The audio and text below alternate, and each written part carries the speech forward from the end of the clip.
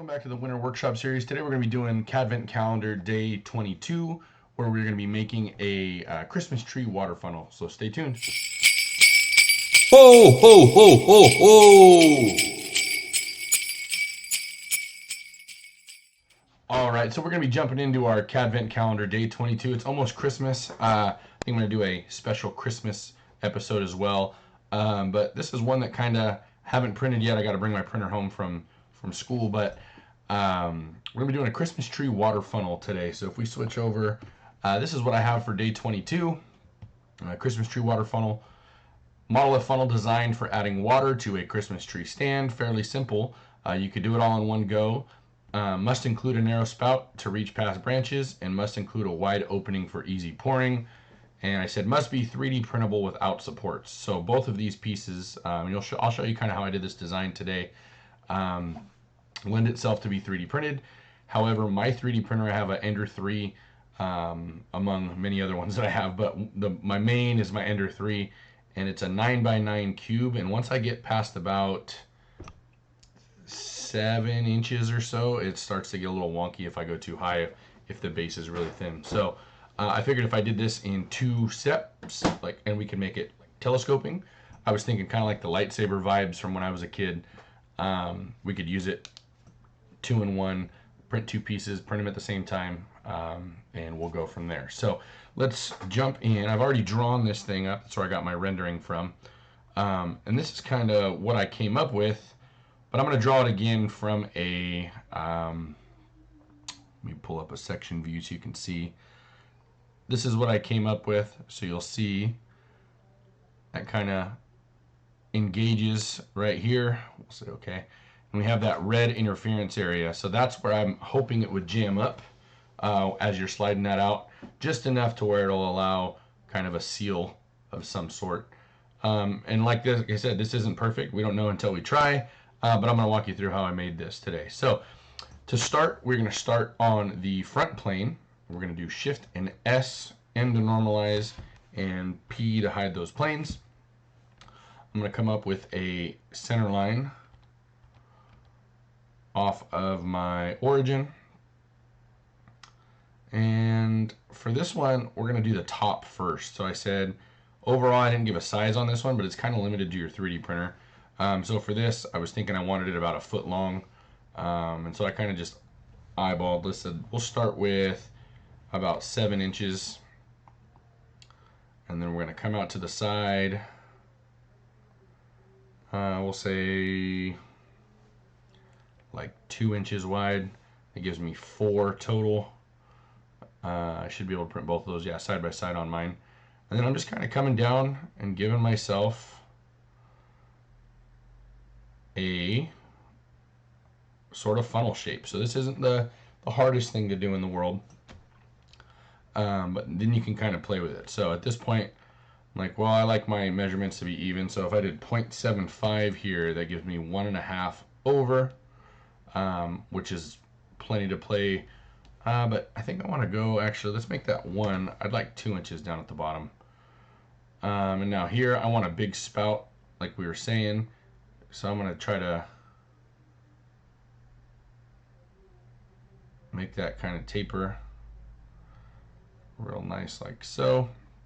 And then at this point, I am going to revolve, and I'm going to revolve around this axis right here. So you'll see we kind of got our funnel shape. But the next part is, a lot of you guys would try to draw everything in the same sketch, and that's what I kind of did. If you look here, that's kind of what I did on this first one. I drew the whole shape all at once. But I don't think that's what I end up wanting to do. I'm going to come back over here and we're going to shell this thing. So at this point, I'm going to remove the top face, remove the bottom face, and give it a shell thickness of 0.1. So we'll accept that. And now we have here. At this point, I'm going to turn my planes back on, and I'm going to do a section view using the front plane to split that so we can see where we're at. And when I first drew this, I was like, oh yeah, just copy that same taper all the way down. But then it falls out. So this is what I ended up doing. We're going to do the same thing. We're going to draw a new sketch on this front plane. And we're going to go out from the center up a little bit, but we're not going to go all the way and stop right at this wall. We're going to go a little further past it. And then we'll go a little more. So we'll do maybe 0.5 at the bottom. Okay. And at this point, I didn't give this a measurement up here because this is where I want to be able to drag and kind of have some interference work for us. So at this point, I'm going to grab a line from the center, come down here. And now here, I want that to be, we did 7 up. Let's do 7 as well. And I'll move this down about there. I'm kind of just looking at this interference where it's gonna kind of run into one another.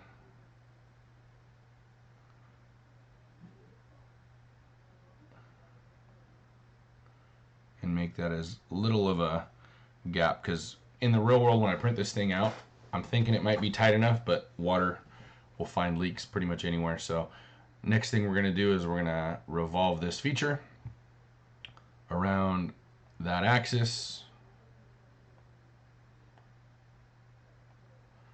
And we don't want to add it. We want it to be a new feature by itself. So you'll see we'll get our 2 colors and we'll say okay. After that, you'll see, let me shut the planes off. We have interference down here, down at the bottom, and that's okay because we're going to do something here in a second after we shell this.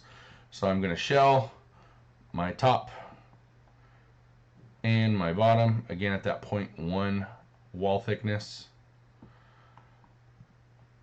And now what we want to do is we are going to do a transform. We'll make our view look okay.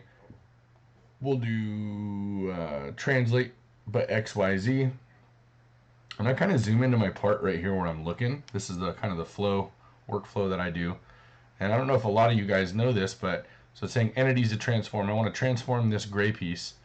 But if I come over here to my measurements, I could type in 0.1, 0.2, 0.3. But if I click on it and then I use my scroll wheel, I can actually use my scroll wheel to move. And so what I'm looking at is down here at this like red obstructed area. And the more I go, the less it gets obstructed.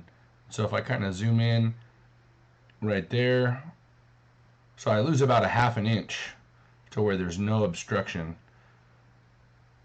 So somewhere in between 0.4 and 0.5. So if we do 0.45, I think that's pretty much right on that wall. Little bit of obstruction, so 0.46, 0.455, 0.456, 0.454. Let's see where we're at. Yeah, that looks like about as close as I can get. Maybe 0.453, 0.4545. Yeah, I think, I mean, water might go through there, but I think for what we're doing, when that actually seals, it'll be good. Let's just do 0.454 and we'll accept that. And you'll see there's a little bit of a gap. But as we go to pull that thing down and use that, I wish I had one of those old lightsabers like I did when I was a kid. But essentially, what you can do, if we go into an assembly really quick, we'll insert those from our part studio and we'll say okay. I can kind of have this be a slider mate. So we can say that the top of that and that are one another, and we can go into that slide and we can see how that kind of would taper and how that would go. So if I were to animate that, let's go. We'll go as a reciprocation, and let's see what that does. So we can see that thing contract.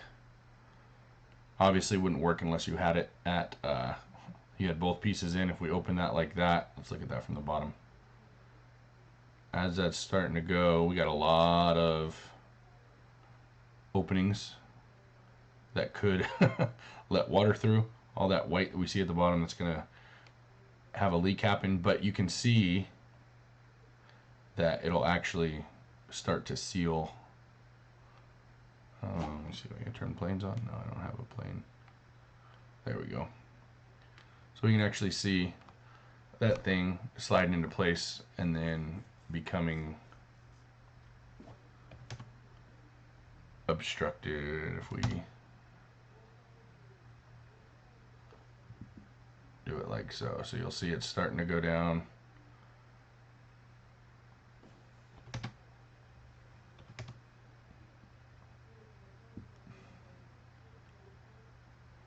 I'd have to get the math exactly, but it's going to be, let's do 7. And we can see that go down like so. So, pretty cool little project. Another thing you can do, I know I've been posting this link on my description every week, but something to show you guys is if you do a render studio, if you get the pro version, you have access to these rendering tools, and it's a fairly simple drag and drop. I know there's a million other things you can do, but what I like to do is just bring in my parts, my part studios, and so this is the one I drew from before, and you can come in and you can search. So like, I wanted to do it festive, I wanted to go red, I can type in red, and then I can come over here on the left side and click like plastic, and there's a bunch of different, there's a mesh cutout plastic, which obviously would not be very good for this, but just do that to show you kind of what it looks like. It'll kind of do some sort of mesh. It's a small part, so it doesn't look as good, but if I picked one of these, I think I did like metallic plastic, looks really good. So if I do metallic plastic on that, yeah, you get a nice shine and a shimmer. And then if I do the same thing, but I look for green, so I did metallic plastic, and I'll do metallic green plastic. You can go and jump that green on there, and it looks very, very, very good. And that's actually how we got this view right here. So if that's something you're interested in, look at the link in the description. I believe it's mesamakes/onshape.com, but I'll put it up in the description again. Click that. I believe it gives you 6 months of Onshape Professional for free. So we're at day 22. This is like my first, or I guess my second day of break. So tomorrow's, or I guess today's Monday for you guys. So Monday today is the first full day of break that didn't count as a weekend. And I'm excited to get some more stuff done, work on some personal projects, and just have some good time around the house with some family. I got my daughter a really cool gift this year, and I'm really excited to see how she reacts to that. We still don't know how the Santa thing is going to go. She's both my kids are kind of deathly afraid of him, so we'll see how that goes. But I hope you guys have a good week. Whether you're spending it with family or you're spending it with friends, however you do it, I hope you have a good time. And if you got nothing to do, take a look at this CAD-vent calendar and give me a shout out, and we'll see what we can make. So that's going to do it for us. You guys have a good night, Merry Christmas, and I'll see you guys next week.